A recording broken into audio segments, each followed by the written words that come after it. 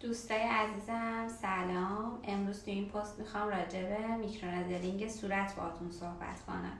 میکروندلینگ صورت یک روش ایمنه که برای انواع پوست قابل استفاده است که باعث ترمیم پوست، جوانسازی پوست و همینطور تحریک پوست به کلاژن سازی میشه و بعضی از مشکلات پوستی مثل جای جوش، لکه‌های پوستی و منافذ باز رو میتونیم با روش میکرو درمان کنیم. و اما اینکه سوال خیلیاتون حتما اینه که کی میتونیم میکروندلینگ صورتمون رو شروع کنیم. جواب من به شما اینه که میکروندلینگ جزء روش‌هایی هستش که محدودیت سنی نداره، اما به خاطر اینکه پوست تا سن بلوغ خود ترمیمی رو در واقع انجام میده، میتونیم تو دوران بلوغمون صبر کنیم و بعد از اون از روش میکروندلینگ برای پوستمون استفاده کنیم.